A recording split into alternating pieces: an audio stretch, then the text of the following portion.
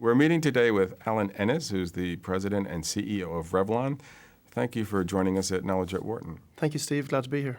I wanted to ask you first about your leadership style, and there's two things that I think maybe you could think about as you answer. One is the fact that you come out of the finance area. You've been in accounting and finance, and yet here you are, the head of a cosmetics company, creative, and all the rest of it. So that seems like a bit of an anomaly. And then also I can't help noticing that you're a male and was obviously very much a woman's product line. So could you tell us about your leadership style, taking those two things into account? Sure, happy to. So a couple of things. So first of all, just in terms of leadership style, putting aside my gender and putting aside the industry and putting aside my background, my leadership style is pretty straightforward, and that is probably not typical of a CEO, and that is founded on a very basic principle, which is I'm comfortable being wrong. And so I have a leadership team where I tell them regularly, listen guys, I'm going to be wrong half the time. And if you can be right half the time I'm wrong, then we'll be right 75% of the time. And making 3 out of 4 decisions correct in the corporate world today is a pretty good thing. So I think I endear my leadership team to be opinionated, to be vocal, to challenge me, which also benefits them because they feel like they're playing a role. So there's a CEO, and then there's the CEO leadership team that leads Revlon. So that's somewhat unique. You avoid the bubble. You avoid the exactly. CEO I avoid bubble. people leaning where they think I'm leaning, and therefore we get better results. As it relates to the finance piece, a lot of businesses today, if not most businesses, certainly outside the charity world, would be for-profit organizations. And so it's all about making money, ultimately. Money in the form of shareholder wealth, in the form of free cash flow to reinvest in the business or to buy additional assets. And so it doesn't matter whether you're selling a lipstick, or a screwdriver. It's how do you sell more of them at a higher profit margin per unit. And I think a big part of any business is the financial underpinning. And so finance is, I think, a very good basis and a very good foundation for any general manager of any business. I will say also that Revlon is majority owned by Ronald Perlman, and Ronald Perlman is at his heart a finance guy. He's essentially a private equity organization. And so he likes to have strong finance people run his companies. And so I'm not the first CFO turned CEO that's run Revlon. My predecessor, David Kennedy, was the CFO at Revlon before he became the CEO. And so you do see quite a lot of finance guys running Ronald Perlman type companies. As it relates to being a male in a female world, certainly I am conflicted because I'm not a consumer. And I can be noticed debating different shades of pink. I was wondering about that. To my detriment. But in reality, what I do is I submerge myself into the category. I can be spotted daily walking around wearing different types of nail enamel that are supposed to exhibit different characteristics, whether they be fast dry or scented nail. And in our product commercialization process, I actually try all the products. So I've become very adept at putting on mascara and eyeliner. And so obviously I take it off most of the time before I go home on the train. But so I just have submerged myself into the category, and people I think respect, and in many ways endear the fact that I am putting myself out there to be connected. Having said all of that, the person who runs our marketing organization is a woman. So the one who really calls the shots in terms of products and shades and connecting with consumer, thankfully, is someone who is not conflicted as she is a consumer in the space. Okay, fair enough. Your company's been around for a long time, since 1932. You've got a lot of long-standing customers, but at the same time, you need to attract younger consumers. How do you go about doing that? Where's your sweet spot for marketing? Well, it's interesting. The color cosmetics category is very much based on innovation and bringing new news to the marketplace. And that's probably not dissimilar to most fast-moving consumer goods companies. It's about bringing news to the consumer, whether it's in laundry detergent or Pampers or toothpaste or whatever it may be.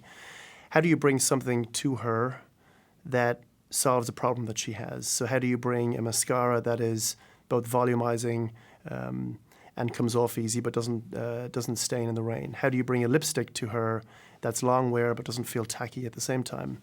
And so bringing innovation to the marketplace is a critical part of our success. And so what we do is we now have a 3-year rolling portfolio plan for all of our brands, where our product development team, research and development team, our chemists and scientists, our packaging group all work together to bring either real product innovation, as in new technology, new formula, a package innovation, which is the same product in a different delivery system, or quite frankly, a marketing innovation, which is bringing an existing product but having a new claim or a new spin on that product that solves her need.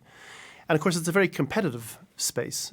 Revlon competes directly with the likes of Maybelline, L'Oreal, which are both owned by the L'Oreal company, or CoverGirl, which is part of Procter & Gamble. And so, there's a lot of big hitters in the marketplace. So bringing new to her in a timely way that solves a problem that she either has or doesn't know she has, but believes that she could have, and doing that with the latest trends. So it's a tough game, but we've got a great team. So your company, like everyone else, has been through a very deep recession, the Great Recession. There's a partial recovery now going on. How did it affect your company and also the industry more widely? Well, it's interesting. If you look at, and I've done some research here, if you look at how a recession generally impacts consumption behavior across a broad range of categories, what you'll find is, in most cases, 80% of households, the woman in the household is the decision maker with regards to household spending. And she has a certain level of trade-offs, what things she is least likely to forgo in a situation where she's short of money, and most likely to forgo. So on the top of that list, things that she is least likely to forgo, she will always spend on, are things around her children, generally. So food, clothing, a roof over their head, warm water so she'll pay bills, pay her mortgage, buy food, etc. So Maslow's hierarchy of needs for that's it. American women or exactly. global women. Yep, and so that is top of the list. At the bottom of the list are things that you'd argue would be more discretionary: a new TV, a new sofa, changing the car for a newer car, whether they be big or small purchases, things that don't need to be changed on a regular basis. Interestingly, her health and beauty regime is quite high on the list. So, a woman can tell you, yes, I'm cutting back discretionary spending. But if a woman has grey hair, has her hair treated or coloured every 6 weeks, she may stretch that to 7 weeks or maybe 8 weeks, but she's not going to leave the house and go out either in a professional setting or in a domestic setting, with grey roots. Similarly, she's not going to go out without putting on her, her concealer or, her foundation. She just doesn't do those things, or her moisturizer. And so in reality, what's happened over the course of the recession is that the beauty category, broadly speaking, has really not been hugely impacted. Where you do see some activity is what we call the concept of trading down, where a consumer who is a department store consumer may say, I'm not going to buy, the Clinique or Lancome lipstick. I'm going to go to a drugstore and I'm going to buy the Revlon or the Almay lipstick. So you do see some of that. But in reality, there is what they call the lipstick index, which is, recession or boom, she's going to spend money on beauty. And so you do see that the color cosmetics category actually grew, albeit low single digit, through the entire last 5-year period. And we've fared reasonably well.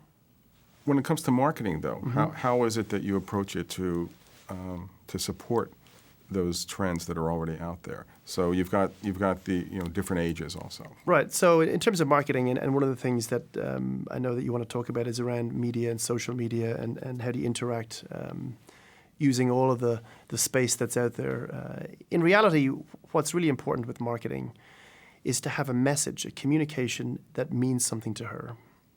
In this day and age, that becomes much more difficult because it used to be you'd run a TV commercial or you'd put a print ad in a magazine and you would control the agenda. Now, with the onslaught of social media, it's instantaneous. Your message is in the blogospheres is communicated broadly instantaneously. And people have opinions about your product, which are also broadcast instantaneously. So you don't control the dialogue anymore. But what's really important is to have a message that she can relate to. So there's a consumer need in the marketplace that we directly address that consumer need with a specific message, a claim that we make, a shade that she wants that's on trend, and that we communicate that to her in a way and at a time that she's open to receiving that message, right? So people are inundated with information today. Even standing in an elevator, they now have the TV screen in the elevator. There's no silence. There's no peace. Most pumping gas in the cab. It's everywhere. Airplanes now, they think they're satisfying the consumer need. Most airplanes now have a facility where you can have Wi-Fi access for the entire duration of your journey, which was one of the things I used to enjoy. Actually, was downtime on an airplane. It's difficult, but if you have the right marketing organization, you can reach her at the right time with the right message. And compared to the past, how important, or how do you characterize the importance of social media? Well, it's hugely important. And social media, as we know it today, is a blip in a continuum of communication. And, not professing to know what the future would be, but if we look back 10 years from now at what we're doing today, it'll look archaic. And so, Facebook, for example, it used to be a year ago, 18 months ago, how many Facebook fans you had, right? I've got 800,000 likes versus CoverGirl's X 100,000 likes, and therefore we're better. Well, that's shifted away from simply Facebook fans to what they call how many of those Facebook fans are actually interacting with your brand. So they call it consumer engagement. So how many of those fans are actually, clicking like that they like a picture, or writing a comment, or downloading a coupon, for example, from your Facebook page. And so metrics have become very important in the overall measurement of how effective social media is. And of course the types of tools out there keep evolving. So Facebook, Twitter, Tumblr, Instagram, Pinterest, whatever it may be, staying current with how you communicate with the consumer is critically important. So we've got a dedicated digital team, work with a bunch of external agencies to make sure that we're delivering the right message at the right time through the right medium. So you've got consumers, and then you have bloggers, which is another drilling down another category, which I'm sure takes a whole different approach. And there's a lot of them out there blogging about cosmetics. What's your strategy? How do you work with them, or so two things. Communicate with them? Yeah, so we look at beauty editors and bloggers as one group of communicators. Beauty editors would be the editorial staff within the major magazines, and then bloggers would be just the online group. Our objective is to make sure that they have whatever information they need about our products. So we have what we call desk-side meetings with them, where we will invite them into our offices, either both together, the magazine and the online. Sit down with them, take them through our product offering. We'll give them some samples that they can use, explain the benefits of a product, and then let them do their thing. Ultimately, the benefit of a blogger to a consumer is independence, right? It's one thing for Revlon to put a TV commercial with Halle Berry or Emma Stone to say, how wonderful a product is.